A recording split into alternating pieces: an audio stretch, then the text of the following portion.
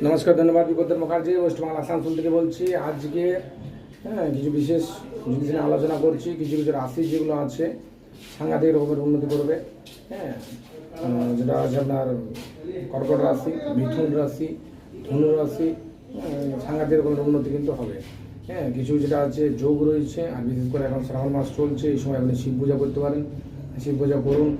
অনেক যেটা আছে কালসর্প দোষ, মহামৃত্যুঞ্জয়ের জন্য যেগুলো ফাড়াগুলো হচ্ছে, নানা রকম শরীরে ব্যাধি হচ্ছে, নানা রকম অসুখ হচ্ছে, রোগ হচ্ছে, কিন্তু সমস্ত কিছু দিক দিয়ে মুক্তি কিন্তু পাওয়া যাবে।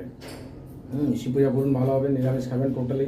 সোমবার দিন বিশেষ করে করুন, শুক্রবার দিন করুন, শুক্রবার দিনেও কিন্তু করা যায়।